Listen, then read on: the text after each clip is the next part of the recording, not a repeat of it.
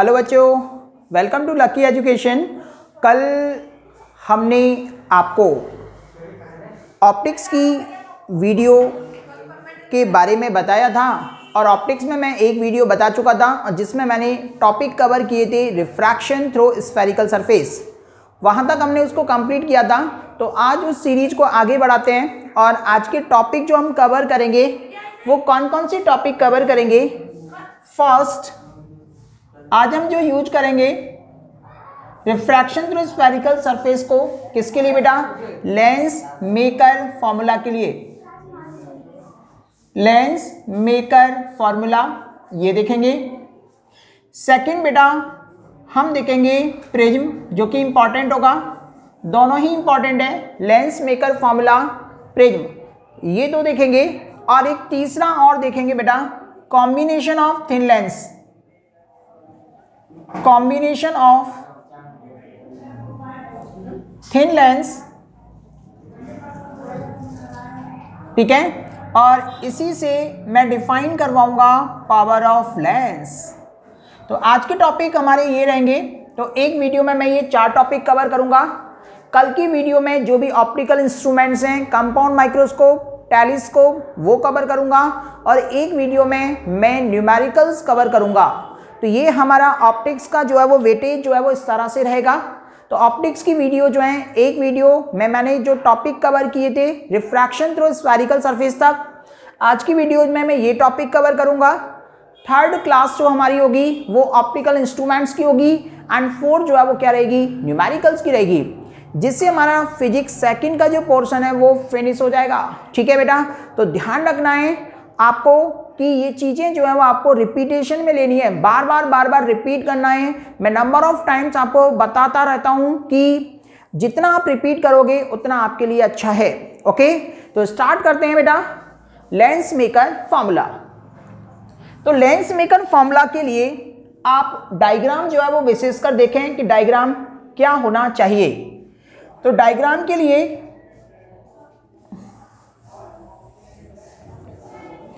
ये एक लेंस है, ये लेंस,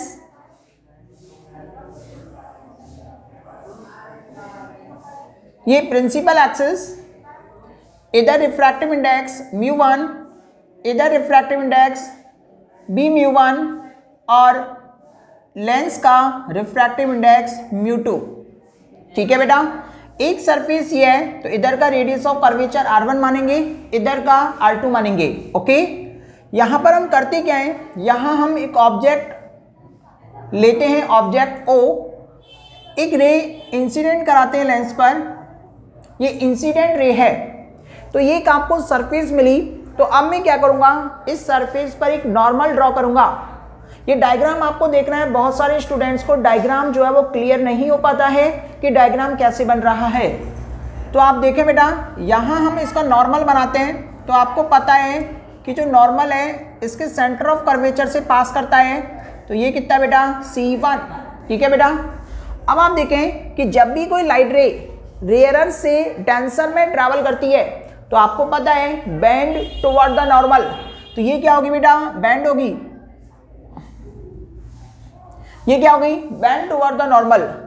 यदि ये सरफेस ना होती तो आपको पता है इसकी इमेज जो है ना वो कहाँ बनती बेटा? ये बनती, जो कि कितनी है बेटा? I dash. कितनी बेटा? I dash. ये यदि ये सरफेस ना होता तो इसकी इमेज कहाँ बन जाती बेटा? इधर बन जाती, जिसको हम बोल रहे हैं बेटा V डैश। ये वाला ऑब्जेक्ट डिस्टेंस जो कि कितना बेटा? U है।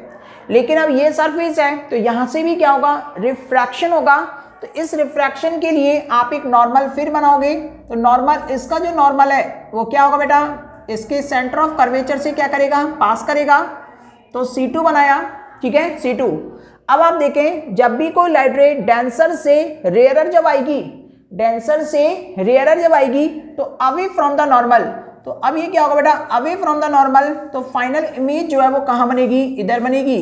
तो ये क्या है? फाइनल इमेज, जो कि कितना है बेटा? V है। ठीक है, ये ऑप्टिकल सेंटर है। तो ये इसका क्या बेटा? डायग्राम है। ठीक है, अब आपको देखना है कि पहले ये L ये पोल P1 है M, L P1M, और ये क्या है L P2M, L P2M।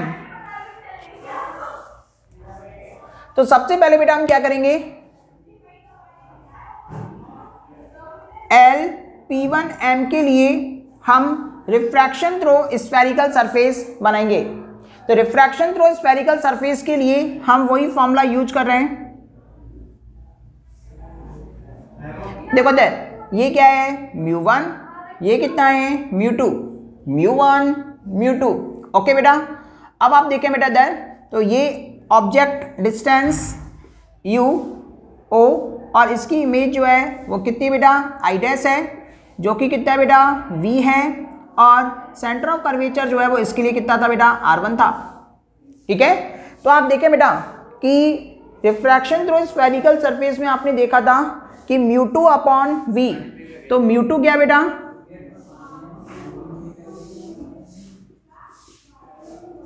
μ2 क्या है कि जिसमें रे जा रही है μ2 अपॉन v कितना है इसके लिए v डैश माइनस का μ1 क्या होता है जिससे रे आ रही है μ1 upon object distance u equal to μ2 minus μ1 upon कितना r1। इक्वेशन नंबर 1 दोबारा से देखें कि क्या होता था μ2 upon image distance minus μ1 upon object distance equal to μ2 minus μ1 upon r1। Similarly हम क्या कर रहे हैं, हम LP2M इसके लिए फॉर्मूला लगा रहे हैं। तो ये ऐसा था, कैसा था ऐसा। तो आप देख रहे हैं बेटा किस कंडीशन के लिए, तो ये इसकी फाइनल इमेज है जो कि कितना बेटा v डिस्टेंस पर है, और इसके लिए जो ऑब्जेक्ट होगा वो क्या होगा i डैश वर्चुअल ऑब्जेक्ट की तरह बिहेव करेगा, जो कि कितना बेटा v डैश। क्लियर बेटा तक। अब आप देखें कि ये वाला कितना है μ2 और ये वाला कितना है μ1। अब आप देखेंगे रे किस में आ रही है बेटा μ1, और रे कहाँ से आ रही है μ2 से। तो जिससे रे आती है वो पहला मीडियम होता है, और जिसमें रे जाती है वो दूसरा मीडियम होता है। दोबारा से सुने, जहाँ से रे आती है वो पहला मीडियम, और जहाँ रे जाती है वो दूसरा मीडियम। ओके, तो इसके लिए हम करेंगे क्या, दूसरा वाला मीडियम। तो दूसरा वाला मीडियम कौन सा बेटा μ1 अपॉन इमेज डिस्टेंस कितना है v, माइनस पहला वाला रिफ्रैक्टिव इंडेक्स जो कि कितना है μ2 अपॉन ऑब्जेक्ट कितना बेटा v डैश, इक्वल टू दूसरा वाला मीडियम माइनस पहला वाला मीडियम अपॉन रिफ्रैक्टिव इंडेक्स कौन सा वाला दूसरा वाला, माइनस पहला वाला upon radius of curvature r2। बस ये आपको यहाँ पर देखना है कि रे, अब देखो बेटा रे यहाँ से आ रही है ना, तो ये वाला होगा पहला मीडियम, यहाँ आ रही है तो ये क्या होगा दूसरा मीडियम। तो इसको आपको बस देखना है। अब हम करते क्या हैं, इस इक्वेशन 1 को इस इक्वेशन 2 के साथ ऐड करते हैं। तो जब हम ऐड करेंगे तो देखो क्या होगा, ऐड इक्वेशन 1 एंड 2। तो इक्वेशन 1 एंड 2 को ऐड करते हैं, तो LHS में LHS, RHS में RHS। तो देखते हैं यहाँ पर μ2 upon v minus μ1 upon v dash minus का μ1 अपॉन u इक्वल टू अभी ना लगाएं, LHS में LHS ऐड कर दें, plus μ1 upon v minus μ2 upon v dash. ठीक है, इक्वल टू कितना μ2 minus μ1 upon r1 plus μ1 minus μ2 upon कितना r2। तो देखो ये इससे क्या हो गया बेटा कैंसिल आउट हो गया, μ1 upon v minus μ1 upon u, यहाँ से मैं कॉमन ले लेता हूँ, μ2 माइनस μ1 मैंने कॉमन ले लिया है, यहाँ क्या बच रहा है 1 अपॉन r1। अब देखो μ2 माइनस μ1 मैंने कॉमन लिया है तो मैं माइनस लगा दूंगा, और क्या बचेगा बेटा 1 अपॉन r2, क्योंकि यदि मैं इसमें से माइनस कॉमन लूँ तो μ2 माइनस μ1 होगा अपॉन r2। तो ये कंडीशन है, यहाँ से μ1 कॉमन ले लो, 1 upon v minus 1 upon u equal to μ2 minus μ1 bracket 1/r1 minus का 1/r2। इस μ1 को इधर ले आओ, 1/v minus 1/u, μ2 minus μ1 upon μ1, 1/r1 minus का 1/r2। क्लियर है तक? अब बेटा देखो इधर, तो 1/v माइनस 1/u, इसको हम μ2/μ1 लिख सकते हैं, माइनस μ1/μ1 को 1 लिख सकते हैं, ब्रैकेट 1/r1 माइनस का 1/r2। ठीक है, इसको मैं इक्वेशन नंबर कंसीडर कर ले रहा हूं बेटा थर्ड। अब आपको कंडीशन पता है बेटा कि जब ऑब्जेक्ट इनफाइनाइट पर होता है तो इमेज कहाँ बनती है बेटा? फोकस पर बनती है। तो ध्यान रखना है, if u equal to infinite, v equal to कितना होता है बेटा? f। पुट कर दें तो 1/f is equal to 1/f minus का 1/इंफिनिटी होगा। चलो कर लेते हैं, इक्वल टू μ2/μ1 माइनस का 1 ब्रैकेट 1/r1 माइनस का 1/r2। 1/इंफिनिटी आपको पता है 0 हो जाता है, तो ये कितना होगा? 1/f इक्वल टू μ2/μ1 माइनस का 1 ब्रैकेट 1/r1 माइनस 1/r2। तो ये क्या बेटा? Lens maker formula. तो आपको ध्यान से देखना है कि लेंस मेकर फॉर्मूला में डायग्राम पहले आपको देखना है। पहली सरफेस के लिए आपको रिफ्रैक्शन लगाना है, रिफ्रैक्शन थ्रू स्फेरिकल सरफेस। दूसरी वाली सरफेस के लिए भी आपको फॉर्मूला लगाना है, दोनों को ऐड कर देना है। दोनों को ऐड कर दिया और हमारे पास रिलेशन आ जाएगा। तो ये हमारा पहला टॉपिक है आज का, लेंस मेकर फॉर्मूला। तो मैं सोचता हूँ आपको किसी भी तरह की कोई परेशानी नहीं होगी। डायग्राम क्लियर है? सिर्फ आपको डायग्राम क्लियर होने के बाद में 2 स्टेप फॉलो करने हैं। एक बार पहली सरफेस के लिए फॉर्मूला, दूसरी सरफेस के लिए फॉर्मूला, दोनों को ऐड करेंगे और रिजल्ट आएगा। ओके, नाउ अगला जो हमारा टॉपिक है वो है बेटा प्रिज्म। ठीक है, तो प्रिज्म को देखते हैं कि प्रिज्म क्या है। तो प्रिज्म के लिए भी आपको डेरिवेशन पूछ सकता है कि प्रिज्म फॉर्मूला जो है वो आपको डिराइव करना है। वही मैं डिराइव करने जा रहा हूं।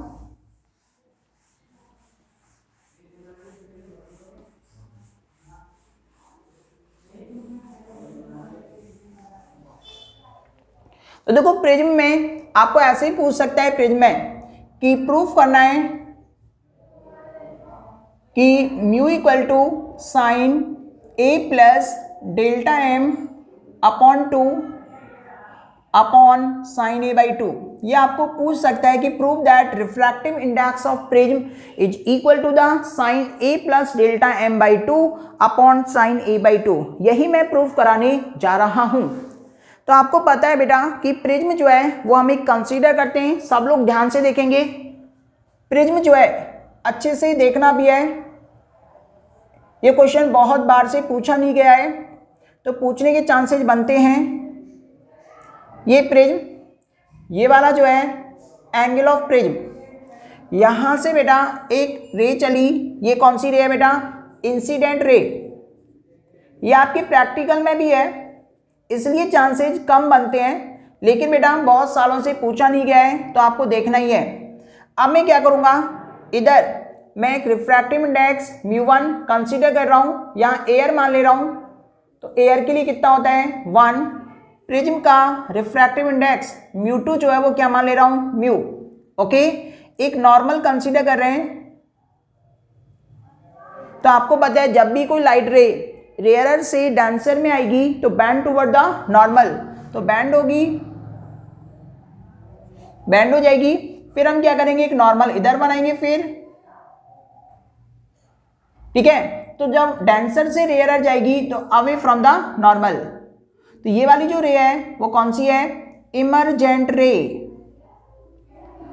इमरजेंट रे, क्लियर है तक?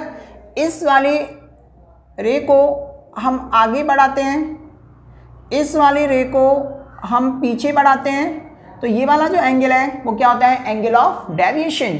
तो ये वाला एंगल है प्रिज्म एंगल है, ये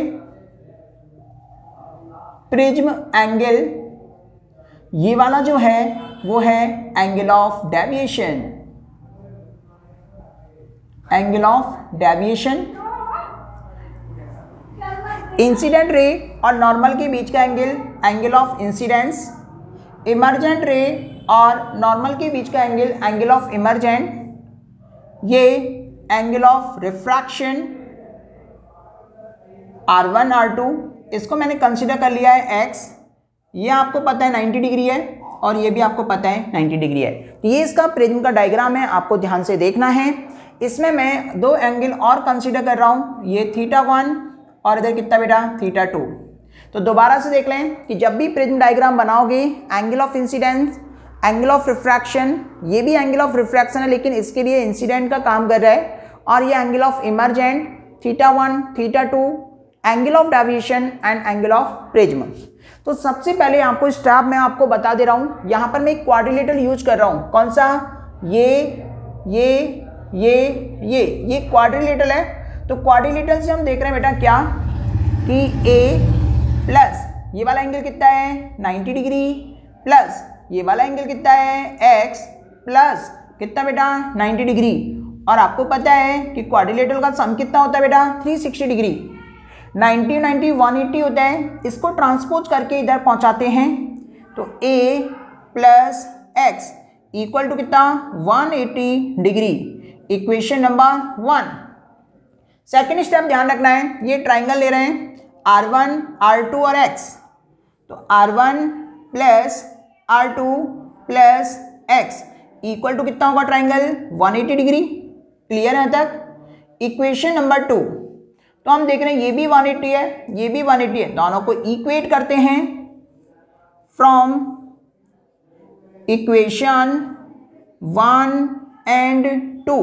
ठीक है, तो देखो इधर R1 plus R2 plus x equal to a plus x, x से x कैंसिल आउट, तो a equal to R1 plus R2 and this is the equation number 3। तो ये दो स्टेप आपको याद रखने हैं। पहले हम क्वाड्रिलेटरल यूज करेंगे 360 का, फिर हम ट्राइंगल यूज करेंगे 180 का। दोनों को कोरिलेट करते हुए आंसर ले लेंगे a बराबर R1 प्लस R2। अब इसके बाद में आप देखना बेटा क्या कि ये जो I है ना वो किसके बराबर होगा, ये एंगल और ये टोटल एंगल बराबर होंगे, क्योंकि बेटा देखें वर्टिकल अपोजिट है ये, तो I और θ1 प्लस R1। तो यहाँ पर हम देखते हैं, इधर देखो I इक्वल टू कितना होगा θ1 प्लस R1। यहाँ से हम θ1 देखते हैं I plus R1, equation number 4। Similarly E equal to कितना होगा θ2 प्लस R2। तो E equal to θ2 plus R2, यहाँ से मैंने θ2 लिया E minus R2, equation number 5। अब बेटा क्या होता है, यहाँ पर हम देख रहे हैं कि ये डेल्टा एक्सटीरियर एंगल है और ये जो है इंटीरियर एंगल है इस ट्राइंगल का। तो आपको एक्सटीरियर एंगल प्रॉपर्टी पता है कि एक्सटीरियर एंगल जो है वो सम ऑफ इंटीरियर एंगल्स के इक्वल होता है। तो यहाँ पर आपको delta equal to θ1 plus θ2 and this is the equation number 6। तो θ1 और θ2 की वैल्यू को यहाँ पुट करते हैं, तो फ्रॉम इक्वेशन 4, 5 एंड 6।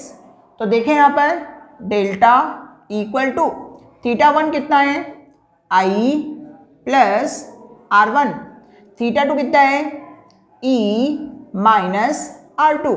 ठीक है, तो आप देखें इधर I प्लस E।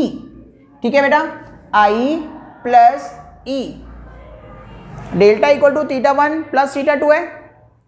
किसी को कोई दिक्कत है यहाँ तक? यहाँ से बेटा थोड़ा सा मिस्टेक है, देखो देख क्या कि जो θ1 है ना वो कितना होगा बेटा I माइनस R1 होगा। ट्रांसपोज करके इधर लेके जाएंगे I माइनस R1, तो I plus E minus common लिया और R1 plus R2।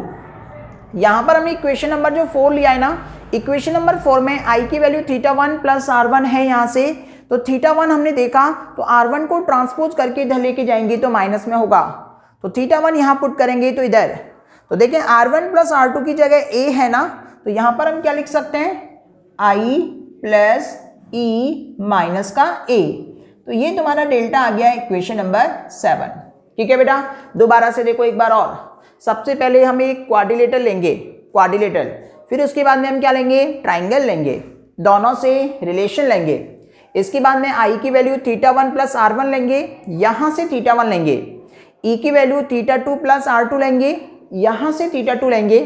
After that delta equal to θ1 plus θ2। अब हम करते क्या है, मिनिमम डेविएशन के लिए, फॉर मिनिमम डेविएशन, तो मिनिमम डेविएशन के लिए कंडीशंस क्या होनी चाहिए। तो मिनिमम डेविएशन, डेविएशन मिनिमम हो, तो डेविएशन मिनिमम कब होगा, जब एंगल ऑफ आई और एंगल ऑफ ई दोनों क्या हो बेटा, बराबर हो। कि जिस एंगल पर इंसिडेंट हुई है ना, उसी एंगल से क्या हो बेटा, बाहर निकले रे, तो डेविएशन जो है ना वो क्या होगा, मिनिमम होगा। कि जैसा एंटर किया है वैसा ही बाहर निकले, तो जब जो है एंगल ऑफ डेविएशन जो है वो मिनिमम होगा। तो यहां पर हम देखते हैं कि angle of I equal to angle of E, and जब ये इसके बराबर होगा ना, तो ये एंगल ऑफ रिफ्रैक्शन भी जो है वो भी क्या होंगे बेटा, बराबर होंगे। तो R1 equal to R2 equal to R। एक नंबर में क्वेश्चन भी पूछ सकता है इसके साथ में, what is the condition for minimum deviation. तो मिनिमम डेविएशन की कंडीशंस क्या है, कि जब I इक्वल टू ई होगा and R1 equal to R2 equal to R होगा।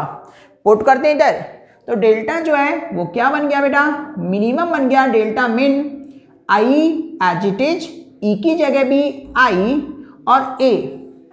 ठीक है, ये एज इट इज, तो कितना होगा 2i माइनस का a।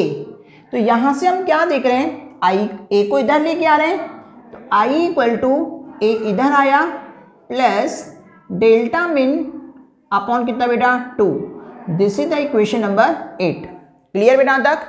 अब बेटा R1 इक्वल टू R2 जो था, तो यहां पर हम देखते हैं from equation 3 a equal to कितना होगा 2r and r equal to कितना होगा a/2, and this is the equation number 9। i आ गया, r आ गया।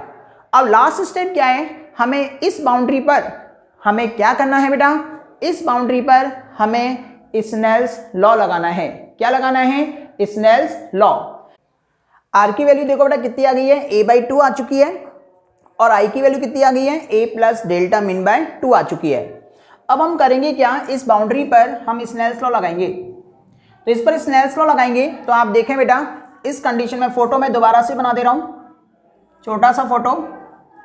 तो ये एंगल ऑफ इंसिडेंस नॉर्मल, तो ये I और ये कितना बेटा R। इधर रिफ्रैक्टिव इंडेक्स आपको पता है μ1 इक्वल टू 1 है, इधर कितना μ2 इक्वल टू म्यू है। ओके बेटा, तो देखें इधर यहां लगाते हैं। तो मैंने आपको बताया था कि जिस साइड का रिफ्रैक्टिव इंडेक्स, लिख दे रहा हूं पहले, अकॉर्डिंग टू स्नेल्स लॉ, देखो जिस साइड का रिफ्रैक्टिव इंडेक्स उसी साइड का साइन, इक्वल टू जिस साइड का रिफ्रैक्टिव इंडेक्स उसी साइड का साइन। ओके, μ1 की वैल्यू कितनी है 1 इंटू साइन आई, μ2 की वैल्यू कितनी है म्यू इंटू कितना साइन आर। यहाँ पर हम स्मॉल एंगल अप्रॉक्सीमेशन जो है वो नहीं लगा रहे हैं, क्यों, क्योंकि आपको साइन के ही टर्म्स में चाहिए। ठीक है, देखें इधर, तो आई और आर की वैल्यू हम यहाँ से रखते हैं, तो देखो कितना होगा, साइन आई की value a plus delta min upon 2 equal to mu sine R की वैल्यू कितनी है a/2, हमें यही चाहिए था। तो mu equal to sine a plus delta min by 2 upon sine a/2। This is the refractive index of prism. ये conditions क्या बेटा, प्रिज्म की है, बहुत ही अच्छा डेरिवेशन है। एक बार मैं इसके कंसेप्ट आपको रिवाइज कराता हूं और आप इसको लर्न करें। सबसे पहले हम क्या करेंगे, क्वाड्रिलेटरल लेंगे, तो क्वाड्रिलेटरल का सम 360 डिग्री। सेकंड स्टेप हम क्या लेंगे, ट्राइंगल लेंगे, उसका सम कितना 180 डिग्री। दोनों से रिलेशन निकालेंगे, a equal to R1 plus R2। After that I equal to कितना होगा θ1 प्लस R1, यहाँ से हम क्या निकालेंगे θ1। फिर क्या E equal to θ2 plus R2, यहाँ से क्या निकालेंगे θ2। ई माइनस आर टू, उसके बाद डेल्टा की value theta one plus theta two, theta one plus theta two, इन वैल्यूज को यहाँ रखेंगे, ये आ जाएगा। मिनिमम डेविएशन की condition I equal to E, R one equal to R two equal to R, put करेंगे तो आई आएगा, आर आएगा। आफ्टर दैट लास्ट स्टेप हम क्या करेंगे, स्नेल्स लॉ लगाएंगे और स्नेल्स लॉ लगा करके इसको क्या करेंगे, प्रूफ कर देंगे। ओके बेटा, तो ये हमारा सेकंड टॉपिक आज का। इसके बाद में पहले हम पावर ऑफ लेंस को देखते हैं, उसके बाद हम कॉम्बिनेशन ऑफ थिन लेंस देखेंगे। तो पावर ऑफ लेंस के लिए हम देखते हैं कि पावर ऑफ लेंस जो है ना, ये आपसे एग्जाम में पूछा जा सकता है 1.5 मार्क्स में। डेफिनेशन विद इक्विवेलेंट पावर,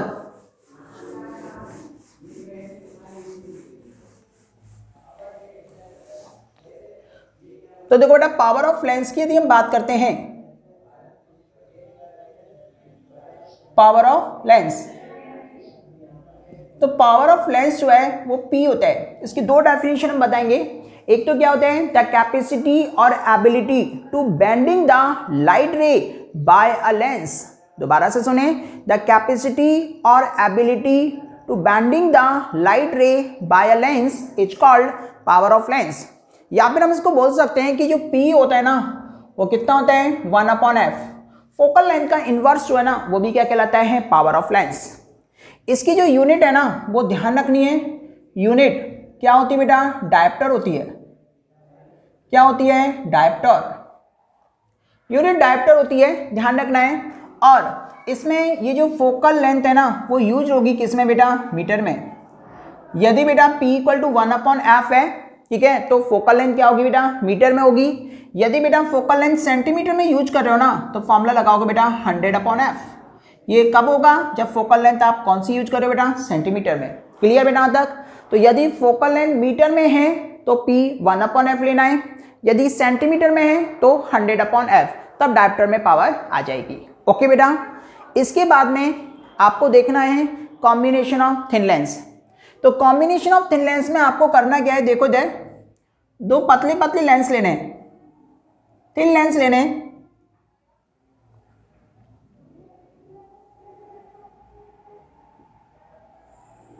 ये लेंस 1, ये lens 2, focal length f1, focal length f2, ठीक है। इसको कंबाइन करके हम एक लेंस बनाएंगे जिसकी focal length f, focal length कितनी बेटा f। इनमें रिलेशन देखेंगे कि इनमें रिलेशन क्या होगा। तो देखते हैं बेटा, ठीक है। तो यहां पर हम क्या लेते हैं, ऑब्जेक्ट लेते हैं, रे बड़ी फर्स्ट लेंस पर। यदि बेटा ये लेंस ना होता, यदि ये लेंस ना होता तो आपको पता है इसकी इमेज जो है वो कहां बनती बेटा, इधर बनती। लेट सपोज कितना बेटा, आई डैश, कितना बेटा, आई डैश। लेकिन ये भी लेंस है, क्या बेटा, ये भी लेंस है। तो इस तरह का है कि दोनों एक ही लेंस होते हैं। तो आपको पता है इसकी जो फाइनल इमेज है, इसके कारण कहाँ बनेगी बेटा, इधर बनेगी। तो इसकी जो फाइनल इमेज है वो क्या होगा, इधर। क्लियर बेटा तक। तो एक तरह का ये कि कंबाइंड हो जाते, तो जो रिफ्रैक्शन थ्रू स्फेरिकल सरफेस से हमने कराया था लेंस मेकर फॉर्मूला, तो एक सरफेस ये और दूसरी सरफेस ये, तो आपको पता है फाइनल इमेज कहाँ बनेगी, इधर। तो ये जो है U है, इधर वाला V है और इधर वाला V डैश है। तो सबसे पहले हम लेंस 1 के लिए देखते हैं।